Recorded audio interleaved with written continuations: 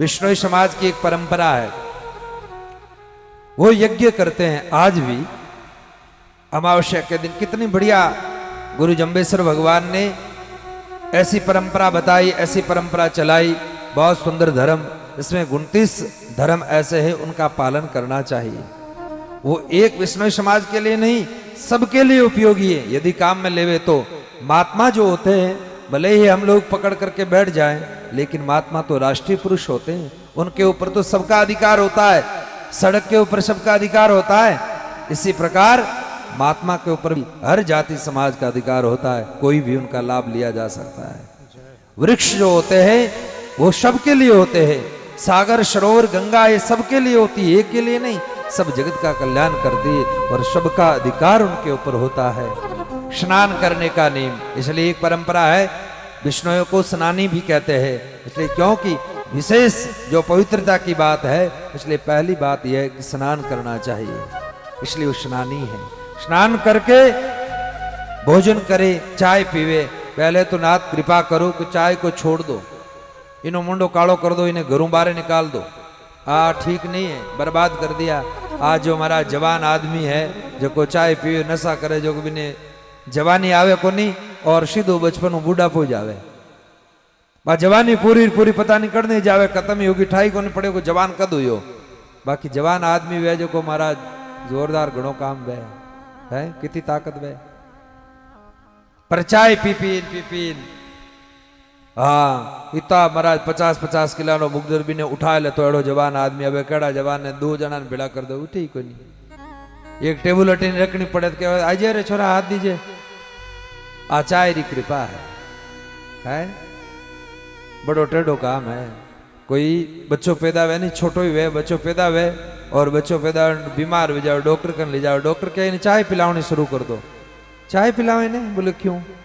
चाय के वास्ते पिलावे, चाय इन बात पिलावे कि बा देवी रोजिना चाय पीती भी नहीं माँ, तो वो पेट में रियो नहीं मारे कोक में 9 महीना में वो भी चाय हिल गयो। अबे 12 आयोजन में डॉक्टर ने कहना पड़े कि चाय पाओ तो वो शांत हो जाए, रोवे ही को नहीं। अब देखो डाकन कड़ो काम करियो है, कितो खराब काम कर दियो कि आदत मारे कोक में पटक दी। इन वास्ते चाय नहीं पीवनी, चाय रो त्याग कर दो सत्संग के द्वारा, और कहीं सीखोगे। चाय चूड़ी रामदास सब नीचन के नीच, मैं तो केवल शुद्ध ब्रह्म था, ये चाहन होती बीच। चाहना कोई प्रकार की काम की है ही नहीं, किसी से चाहना मतलब को ये मेरी सेवा करेगा, कि ये मुझे ये दे देगा, इसमें मेरा भला हो जाएगा, कि ये मुझे मिल जाएगा, ये चाहना भी छोड़ दो। यहाँ तक महात्मा कहते हैं कि मोक्ष की भी चाहना नहीं रखनी चाहिए। देना है तो अपना आप दे देगा वो, हमारे कर्म और हमारी लायकात होगी तो अवश्य दे देंगे। तो स्नान करके फिर भोजन करो। रसोई घर में जाते हो तो स्नान करके जाया करो। अब माता बहना सुबह सुबह काम करे और 12-1 बजे इनके स्नान कर परी पचे। अब कहीं टकाई न्याल करे राम जाने। थे तो चौकी जो हटारी थे तो कोई नावो को नहीं, महीना बर्बाद में ही नावो पड़े देखी भी। क्यों भाई हंसो क्यों? वास्तव में यह बात है कहीं स्नान रोज करना चाहिए, भले ही 2 बार करो, 1 बार तो सुबह उठते ही ये काम करो ही करो, स्नान करके और फिर भोजन प्रसाद पाना चाहिए। भगवान सूर्य नारायण को जल देना स्नान करके। यदि पति की उम्र चाहती हो, ओम श्री सूर्याय नमः, ओम श्री आदित्याय नमः, ओम श्री भास्कराय नमः। भगवान सूर्य नारायण को जल दे करके और काम करें। उससे क्या होगा? एक तो नेत्र ज्योति बहुत बढ़िया रहेगी, दूसरा क्या होगा? पति की उम्र बढ़ेगी। विद्यार्थी विद्या अध्ययन करने वाले तो बुद्धि के देव सूर्य है ना, इसलिए उनकी बुद्धि बहुत बढ़िया काम करेगी। सूर्य नारायण की उपासना करनी चाहिए। वर्तमान समय में एक तो गौ माता पूजनीय है और दूसरे भगवान प्रगट नारायण सूर्य। सूर्य नारायण साक्षात भगवान है। यदि सूर्य उदय 2 दिन ना होवे तो मुश्किल हो जाए महाराज, हाहाकार मच जावे।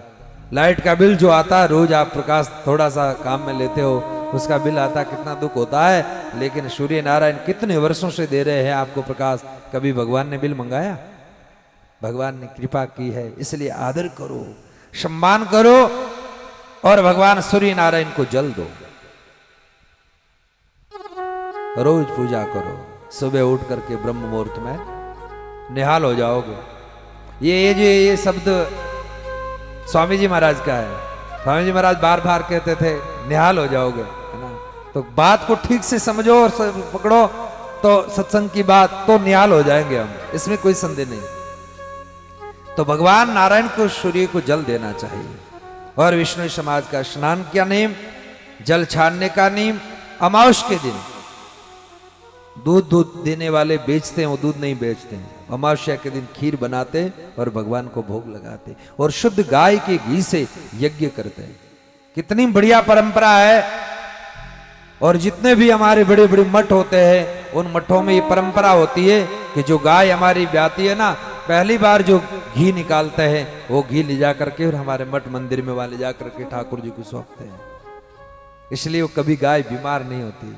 अब दूसरों का अधिकार खाओगे तो भाई फिर तो थोड़ा दिन दुआड़े गाय, और गाय दुआड़ पर भजवा आपरे जाई परी।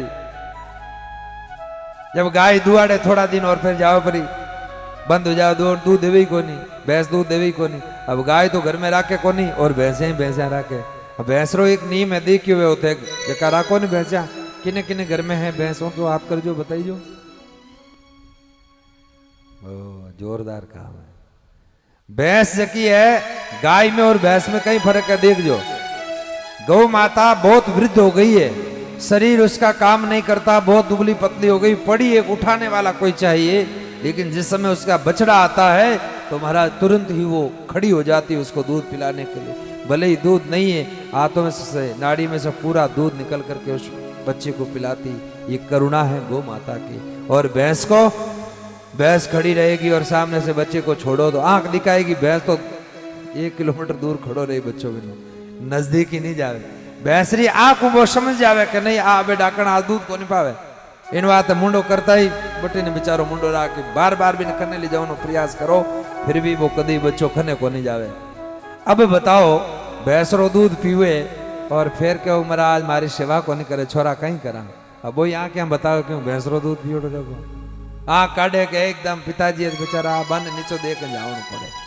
अबे भगवान जी की भाई भैंसरो दूध पीवे तो फिर भाई सासू ने महाराज अड़ी कड़ो आंख दिखावे।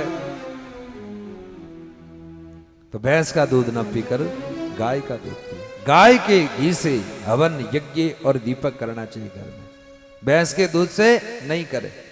गौ माता की बहुत महिमा है, घर में गौ माता रखनी चाहिए। बहुत सारी बातें